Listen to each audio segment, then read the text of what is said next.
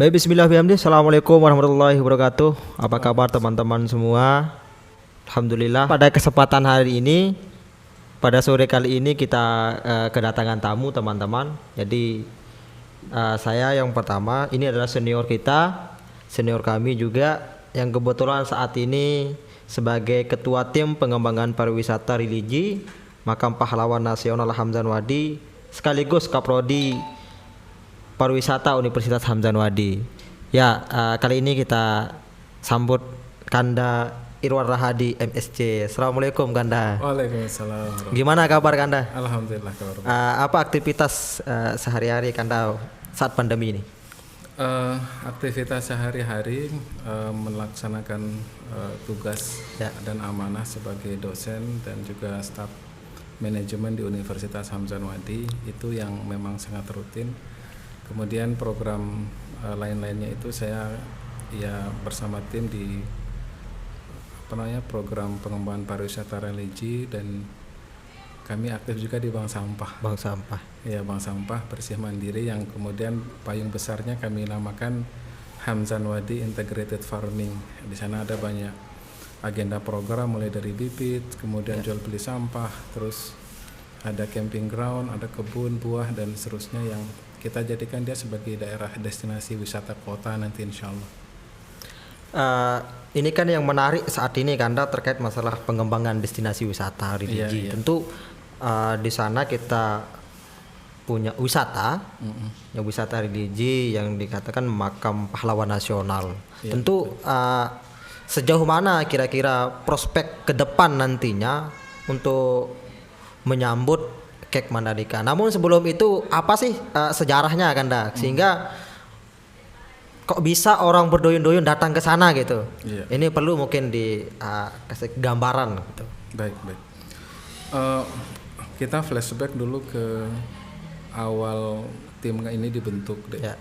Pada saat itu di awal tahun 2020, seingat kami sebelum pandemi, sebenarnya akhir 2019, kami sudah berdiskusi bersama teman-teman yang ada di Pancor terkait dengan pentingnya kita mengatur tata kelola manajemen pengelolaan destinasi wisata di sana. Dan karena kebetulan juga kami aktif di program studi pariwisata, maka penting juga kami secara konteks Tridharma perguruan tinggi itu juga memberikan kontribusi kepada masyarakat secara umum. Akhirnya kemudian kami inisiasi program wisata religi saat itu dengan beberapa analisis, misal Maulana Syekh sebagai pahlawan nasional saya menjadi salah satu poin tersendiri misalnya. Kemudian dalam konteks pengembangan ini, kemudian beliau punya sangat banyak madrasah. Kalau kemudian madrasah NW dan NWT itu ya di angka 1.500 lebih madrasah yang tersebar di berbagai daerah, sehingga itu kami anggap menjadi modal karena banyak para murid-murid beliau, para jamaah yang datang berkunjung ke Pancor untuk berziarah. Nah, dalam konteks itu lahirlah ide kemudian untuk bagaimana mengatur, memanage tata kelola wisata religi itu, dan akhirnya bersama teman-teman yang ada di Pancor kami membentuk tim dengan izin dari dan restu dari ketua yayasan pada saat itu untuk dibentuk tim pengembang wisata religi. Akhirnya kemudian berjalan terus, kita melakukan kajian-kajian sampai kemudian lahirlah konsep besar pengembangannya, dan itu kita sosialisasikan ke kepala sekolah di bawah madrasah saat itu, dan kemudian kita melakukan roadshow ke dinas-dinas terkait di pemerintah Kabupaten Lombok Timur sampai di launching oleh Bapak Bupati bersama Ketua Yayasan pada saat itu tanggal 28 Januari 2021 Di Birul Walidain pada saat itu. Itulah kemudian milestone kita untuk memulai program wisata religi itu begitu. Alhamdulillah tren perkembangannya sangat baik, dan ini pun tetap kami dekatkan dengan terus melakukan kajian-kajian penelitian terutama di tren pengunjung wisata dan seterusnya gitu deh. Jadi untuk setahu Kanda selama ini pengunjungnya dari mana saja Kanda? Di kita punya daftar hadir sih ya, setiap pengunjung yang datang itu kita punya daftar hadir yang pertama.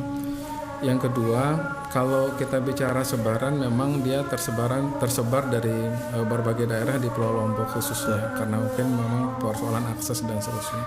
Tapi sangat banyak juga dari luar Lombok, bahkan luar NTB yang datang berkunjung. Nah, kami sedang melakukan analisis data dengan natural language processing, namanya di machine learning, untuk mengidentifikasi sebaran pendatang ini sesungguhnya dari titik mana saja. Ini menjadi sedang kami melakukan analisis datanya supaya kita tahu ini. Kan nanti runutannya nanti larinya sesungguhnya ke dominasi jamaah misalnya. Karena kita berasumsi bahwa para peziarah ini juga kebanyakan adalah murid-muridnya Maulana Syekh. Jadi ketika mereka datang dari satu titik wilayah, maka kita mendapatkan satu data kalau ini jamaah kita ada di sini dan di sini, begitu, dengan analisis dari NLP, namanya Natural Language Processing, itu yang sedang kita lakukan. Ya, seingat saya dulu Kanda, jadi ketika berada di semasih studi di Pancor gitu, tentu banyak rombongan yang dari Jawa ini Kanda, dari Jawa, dari luar daerah yang datang. Ketika datang itu ketika datang di sana tentu kan rombongannya banyak sekali. Nah, jadi untuk saat ini biasanya kan nginep deh Kanda, posisinya menginap, itu ditaruh di birul. Nah, apakah ada planning ke depan nanti dari tim wisata religi untuk mengkhususkan gitu, ketika nanti ada yang tamu yang berkunjung, lalu nanti ditempatkan di mana titiknya gitu? Kalau misalkan nanti terjadi membludak gitu banyak, kira-kira opsi-opsi dari tim religi itu seperti apa? Baik, ini mungkin saya kembali ke konsep besar pengembangan wisata religi yang kami bagi menjadi dua sesungguhnya, Dek, ya. Kita punya kayak kalau program ini kita bagi menjadi dua, itu kita misalnya lingkaran pertama ada yang lebih kecil, kemudian ada lingkaran yang lebih besar.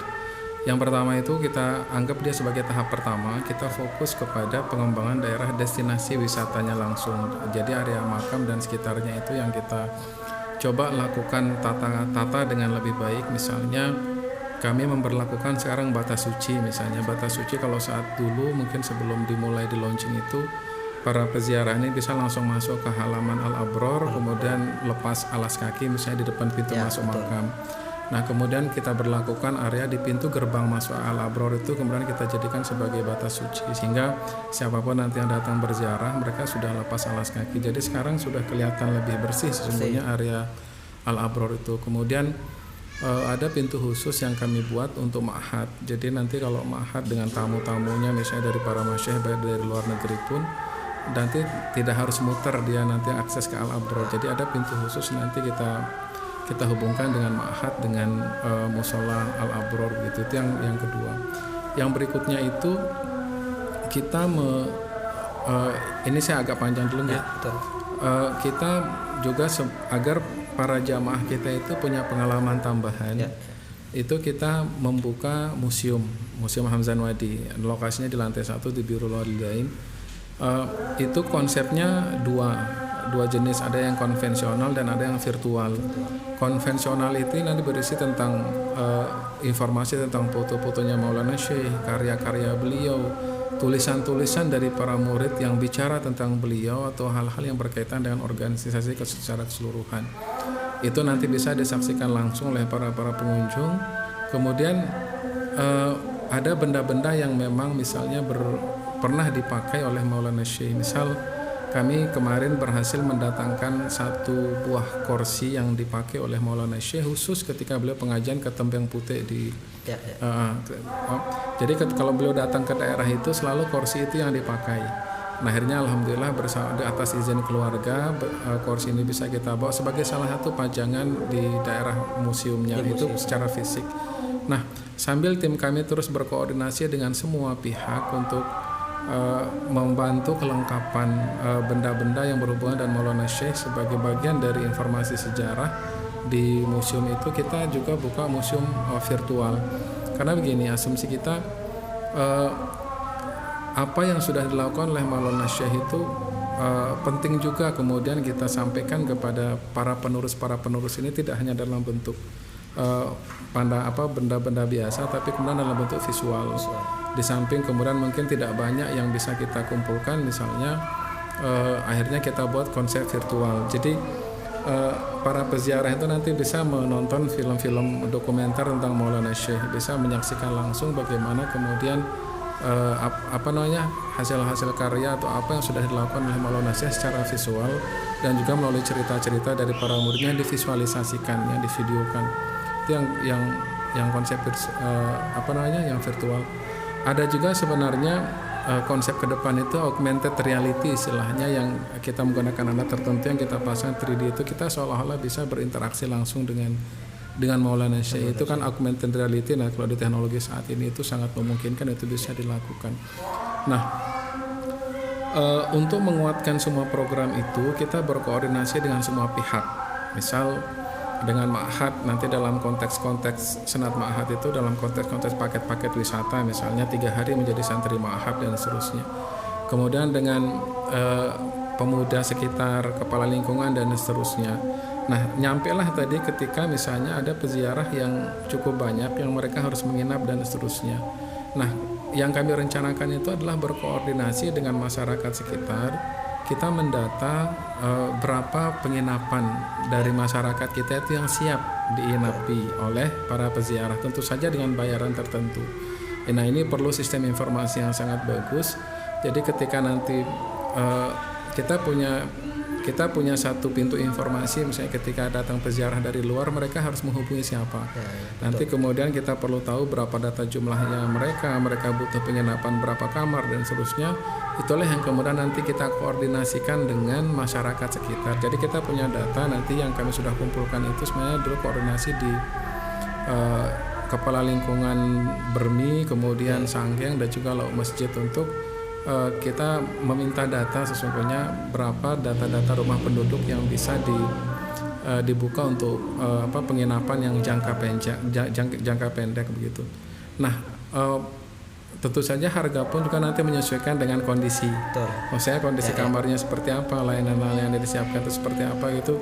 Itu juga menjadi bahan pertimbangan kita terkait dengan tarif yang kita bisa berikan. Jadi sebaik mungkin nanti kita bisa memberikan pelayanan kepada para peziarah agar nanti mereka punya pengalaman tambahan lah. Tadi ternyata misalnya layanan di daerah sekitar makam sangat bagus sekali, kemudian fasilitas pendukungnya juga sangat lengkap dan seterusnya. Itu yang coba kita bangun begitu deh.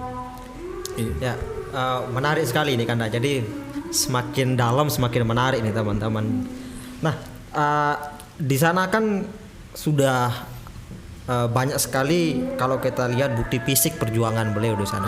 Iya. Jadi ada di sana namanya di Gedeng Desa kan. Iya. Tentu apakah ada sejenis pemaparan atau gambaran roadmapnya kan untuk misalkan ke sini arah ke gitu, jadi kan rutenya gitu. Iya. Sehingga jalur pengunjungnya kalau misalkan sebelum dia masuk, jadi dia ada papan pelang nanti, papan pelang ke depannya. Oh, saya mau ke Gedeng Desa, jadi ada arah jalurnya. Apa saja sih, misalkan Musola Al Mujahidin gitu. Gimana proses pembangunan atau perjuangan yang dimulai di sana. Tentu apakah ada gambaran itu seperti apa kira-kira untuk planning ke depannya kan? Baik. Jadi memang sampai tahun ini kami targetkan tata kelola di area makam itu selesai. Ya. Kami memang sedang memperbaiki area parkir, kemudian gerbang pintu masuk dan seterusnya. Nah, kalau sudah selesai di area makam itu, kita masuk ke bagian yang kedua. Bagian kedua ini nanti mencakup Bermi, kemudian ada imbasnya ke Pancor Sanggeng, ada ke Lauk Masjid. Nah, mapping besar kita sebenarnya di daerah di tengah itu, di daerah Bermi itu nanti akan menjadi pusat destinasi juga. Jadi kalau kita benchmarking ke makam-makam Wali Songo misalnya kan, untuk sampai ke makam itu nanti para peziarah ini harus melewati rute-rute tertentu. Untuk nanti misalnya ada kepentingan misalnya muatan manfaat ekonomi di situ. Jadi masyarakat peziarah itu sebelum sampai ke tujuan itu nanti bisa melihat-lihat kiri kanan dan seterusnya. Kita ingin misalnya di daerah, konsep kami sebenarnya daerah Bermi itu ada market ada market di situ nanti yang menjual aksesoris, Betul. baik tentang Maulana Syekh, baik tentang makanan-makanan kesukaannya Maulana Syekh, atau misalnya parfum-parfum yang memang dulu juga sering menjadi ikon yang sering digunakan oleh Maulana Syekh. Kita juga berusaha kita munculkan, kita hadirkan Bermi itu dengan sekitarnya itu dengan konteks ketika misalnya pada saat Maulana Syekh masih hayat. Kita coba hadirkan seperti itu agar murid-murid beliau yang datang mungkin bisa merasakan kembali, oh ternyata seperti ini gitu. Jadi ada konsep ke depan. Nah, terkait dengan Gedeng Desa dan seterusnya itu karena memang ini persoalan misalnya kami perlu meminta izin mengkonfirmasi kepada pihak-pihak tertentu, terutama terkait misalnya kalau bagian dari Gedeng Desa itu kemudian dimasukkan sebagai bagian dari destinasi. Kami sebenarnya sudah memasukkan Gedeng Desa itu ke depan sebagai bagian rancangan besar. Jadi kalau peziarah datang itu pintu masuknya nanti di sebelah barat. Pintunya sebelah barat di daerah Bermi itu nanti mereka masuk dengan rute tertentu, masuklah Gedeng Desa. Kita ke depan itu sebenarnya ada banyak event. Jadi kembali ke pengalaman peziarah sebenarnya. Jadi kita banyak event di situ, misalnya soal yang kita siapkan di sana itu misalnya soal ada area nanti untuk hikayat, ada area nanti untuk perform misalnya untuk hadroh dan seterusnya yang dia bisa tampil sepanjang waktu. Ketika datang peziarah mau nonton, mereka bisa langsung perform dan seterusnya. Jadi ada mapping yang kita bangun di daerah Bermi itu, jadi agar ketika para peziarah itu nanti datang, nanti mereka bisa berkeliling dulu daerah Bermi, baru nanti masuk endingnya itu nanti di Makam Pahlawan. Nah, tahap ini karena masih kita sangat fokus di area makam, maka kita selesaikan dulu urusan ini sambil terus berkoordinasi dengan teman-teman pemuda, terutama di daerah Bermi dan sekitarnya. Ya, berarti sekarang ini kalau kita lingkungan kan lingkungannya di area makam itu kan sudah tuntas kan, artinya masih sedang berupaya untuk lebih baik gitu kan. Sedang diupayakan. Jadi saya lihat kemarin kan beberapa minggu lalu pernah ke sana kan. Jadi kan star seperti yang Anda katakan tadi itu sampah pun di dalam itu satu biji tidak ada.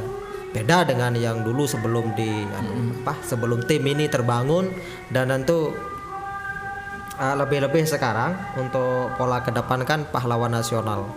Jadi tentu penghargaan pahlawan nasional ini sudah bukan milik murid-murid beliau lagi, tentu menjadi milik negara sekarang. Betul. Nah, dan tentu kali ini yang lebih menariknya kan, yang sedang booming sekarang ini terkait masalah taman itu kan. Ya, gimana ceritanya itu kan?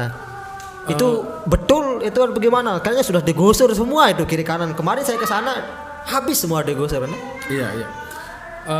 Itu sebenarnya bagian dari program pemerintah Kabupaten Lombok Timur. Kalau tidak salah namanya itu Syekh Zainuddin Square. Jadi di sana itu konsepnya memang dia akan menjadi satu pusat dengan tata taman dan ada tugu tertentu yang didesain di situ semenarik mungkin. Dan ini yang diinginkan oleh Bapak Bupati saat itu, ada integrasi termasuk dari Bapak Kabupaten Lombok Timur.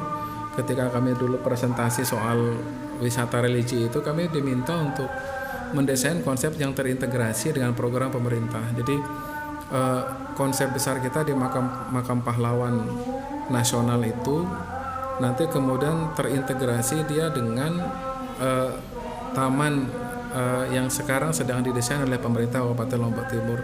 Nah, harapannya nanti ke depan para peziarah itu nanti turunnya di situ. Jadi ada area parkir kalau tidak salah disiapkan oleh Pemkab. Peziarah nanti turun di situ. Kemudian baru para peziarah berjalan di daerah Bermi itu sampai kemudian ke area makam pahlawan nasional. Ini kami sangat bersyukur ini bisa dilakukan, bisa dilaksanakan oleh Pemkab, karena ini bagian dari mungkin cara pemerintah juga menghargai pahlawan nasional. Kemudian ada muatan-muatan manfaat yang menurut kami sangat penting juga, misalnya muatan ekonomi. Jadi akan sangat besar menurut kami impact positifnya terkait dengan aspek ekonomi untuk masyarakat sekitar, karena masyarakat nanti bisa berjualan berbagai macam kebutuhan pengunjung, peziarah dan seterusnya begitu. Dan ini menurut saya sangat sangat bagus dan potensinya sangat baik untuk bisa dikembangkan ke depan gitu. Artinya perekonomian masyarakat di sana sejahtera lah, kita bisa sejahtera lah kan. Saya meyakini betul dan sambilnya berdoa lah mudah-mudahan konsistensi kita bersama untuk mengembangkan destinasi wisata yang terintegrasi dan program-program pemerintah itu nanti bisa mendatangkan manfaat yang sangat banyak untuk masyarakat sekitar. Ya, terus ke depan kira-kira bagaimana harapan ini? Ini harapan mulai ke harapan karena ke depan terkait dengan kerjasama teman-teman gitu. Artinya tentu nggak bisa dari tim aja yang bekerja gitu. Tentu membutuhkan seperti beliau kan banyak. Jadi dari luar kota misalkan dari Bima, Batam, Sulawesi dan disebar di seluruh Indonesia. Tentu ini mungkin perlu disampaikan karena bagaimana harapan untuk kerjasama sama teman-teman itu menjadi ini loh sekarang sudah berubah gitu. Supaya nanti jangan sampai sensinya sama kok sampai dulu gitu. Apa sih tepatnya berubah gitu kan? Baik. Yang pertama kami kuatkan itu sekarang adalah sistem informasi, pusat informasi pariwisata. Jadi bagaimana kita punya satu pusat informasi terkait dengan wisata religi makam pahlawan nasional, itu yang pertama. Agar orang dari luar daerah pun nanti bisa mengakses. Di sana juga ada kontak person dan seterusnya. Kalau misalnya booking paket-paket wisata tertentu nanti kita juga bisa layani. Nah, saat ini untuk menguatkan destinasi itu kan daya dukung kita di Lombok Timur itu sangat tinggi. Yang pertama karena mayoritas masyarakat kita Muslim, yang pertama. Yang kedua itu semangat berziarah itu kan sangat tinggi. Nah, kami sudah melakukan survei dan melakukan kunjungan ke beberapa destinasi yang ada yang mirip dengan makam pahlawan nasionalnya di wilayah Kabupaten Lombok Timur. Pada saat itu Pak Bupati meminta kami mengunjungi ada sekitar 16 masjid dan makam saat itu untuk kemudian dijadikan sebagai kami lakukan penelitian. Pertama kami lakukan penelitian, yang kedua itu kita pingin masyarakat yang berziarah ini nanti mungkin setelah misalnya mereka dari makam yang ada di Pancor, nanti mereka mau berkunjung kemana? Ya misalnya mereka mau berziarah lagi ke daerah misalnya Mamben, misalnya di sana ada dari Maragita Limat, misalnya ada yang makam yang ada di Pancor sendiri yang di Masjid paket gitu. Ya di sana ada paket-paket wisata, paket-paket ziarah sebenarnya, paket wisata religi yang kita buka untuk para peziarah dengan besaran nilai tertentu. Jadi nanti di sana kemudian kita kerjasama dengan masyarakat sekitar misalnya untuk transportasi dan seterusnya. Nah kebetulan besok itu kami sudah mengundang beberapa pengelola destinasi untuk ayo dong mari kita diskusi, kita lakukan fokus group discussion untuk bicara soal bagaimana pengembangan wisata religi yang terintegratif, yang terhubung di beberapa titik yang ada di daerah Kabupaten Lombok Timur. Nanti niat besarnya sih kita membentuk asosiasi begitu, asosiasi pengelola wisata religi. Semua ada area destinasi wisata religi itu nanti kita latih dari dosen-dosen yang ada di prodi pariwisata, misalnya soal bagaimana guiding, bagaimana misalnya di front office misalnya melayani tamu dan seterusnya, agar nanti ada muatan-muatan lain lah, misalnya ketika mereka datang berkunjung ke masjid kuno atau misalnya ke makam tertentu, mereka merasa dilayani dengan cara yang baik. Itu yang kemudian kita rencanakan untuk kita lakukan besok. Insya Allah kami ada FGD dan selanjutnya nanti akan ada launching dan juga pelatihan kepada pengelola-pengelola destinasi itu. Harapannya nanti semuanya bisa terintegrasi. Nanti siapapun nanti yang datang berziarah, nanti mereka ada tawaran paket mau kemana lagi misalnya. Nanti kita punya armada kerjasama dengan berbagai pihak. Itu cara kita menguatkan. Dan mudah-mudahan dengan harapan besar kami ini bisa mendatangkan manfaat yang sangat banyak kepada masyarakat sekitar di mana destinasi itu berada, agar mereka juga nanti ikut merasa terlibat, merasa membantu kita mensukseskan program-program yang sedang berjalan. Sejauh ini alhamdulillah dukungan dari berbagai pihak ini sangat tinggi. Kadis pariwisata misalnya yang sudah all out membantu kita juga sangat sangat besar kontribusi beliau juga untuk membantu kita mensukseskan program ini. Ada juga dari dinas sosial misalnya dan seterusnya yang juga membantu mensukseskan program-program ini sejauh ini kita dilaksanakan gitu. Ya, ini untuk selanjutnya tinggal 2 pertanyaan kan? Silakan. 2 pertanyaan. Tinggal sebentar. Jadi untuk yang pertanyaan selanjutnya, kira-kira hambatan gitu, hambatan untuk bersama tim itu kira-kira apa kan? Hambatan di dalam dunia ketika menggeluti, tentu kan pasti ya tidak mulus-mulus kan, pasti ada hambatan tentu. Nah, kira-kira hambatan dalam melaksanakan aktivitas sosialisasi atau memberikan kesadaran ke teman-teman pemuda atau jamaah yang hadir kan biasanya kalau di sana kan jadi biasa kita yang di kampung itu kalau pergi ziarah itu kadang-kadang ini kan niatannya kalau misalkan syukur anaknya dapat sudah jadi niatnya saya sembelih kambing di sana gitu. Kita adakah pembatasan gitu atau hambatannya kayak gimana kan? Baik, sedikit juga tadi saya belum sampaikan. Jadi ada ke depan kami ini kan tim pengembang, kami melakukan kajian dan seterusnya. Kita berharap nanti memang ada satu unit pengelola khusus yang akan mengelola destinasi ini, yang destinasi wisata religi ini. Itu nanti kami unsurnya bisa dari mana saja, nanti terserah kepada Bapak Ketua Yayasan untuk membentuknya. Itu yang pertama. Kedua, soal hambatan sih sejauh ini tidak ada. Cuman memang karena teman-teman tim kami ini kebanyakan dosen dan memang kerja voluntary gitu, memang agak kita terbatas sama waktu. Betul. Terbatas sekali dengan waktu kan ada penugasan yang lain. Nah, sehingga kita misalnya melibatkan banyak pihak untuk bisa membantu kita. Alhamdulillah sejauh ini sih sejak kita kawal program ini di awal tahun 2020 sampai saat ini itu kan alhamdulillah masih konsisten teman-teman melakukan pengawalan program. Dan yang mungkin agak sedikit ini kan soal ya isu akhir-akhir inilah. Karena kami melihat keberadaan program ini semangatnya ada nilai inklusivitasnya di situ. Dimana sejak program itu di launching, kemudian ada jamaah kita misalnya dari NW dan NWD itu mereka datang berziarah. Tren peziarah itu sangat tinggi pada saat itu dan kami ada datanya dan teman-teman bisa menyaksikan betul bagaimana kemudian tingkat kehadiran peziarah pada saat setelah pasca launching dan seterusnya itu jumlahnya menjadi sangat tinggi. Jadi kami merasa Maulana Syekh ini kemudian diterima oleh berbagai macam pihak. Dan mudah-mudahan semangat itu tetap terus terjaga.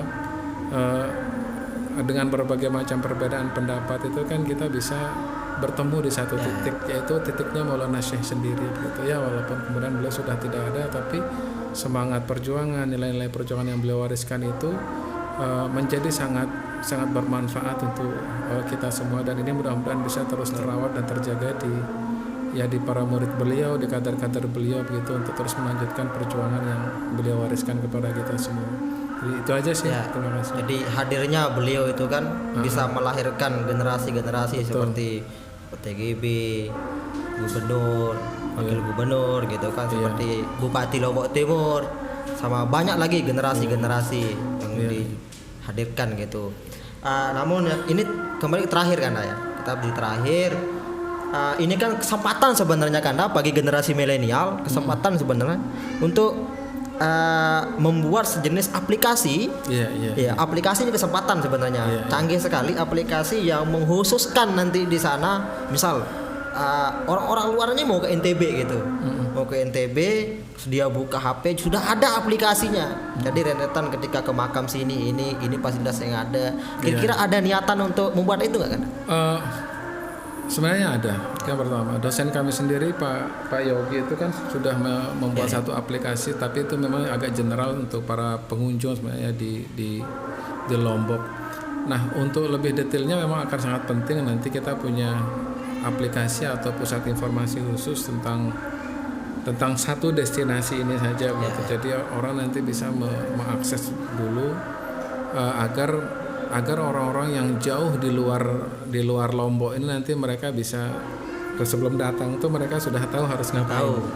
Nah itu yang yang ingin kita bangun, dan insya Allah akan kita buat platform seperti itu untuk memastikan nanti para pengunjung yang akan datang ke Pancor itu mereka tahu nanti paket-paket programnya mereka harus ngapain dan segala macam.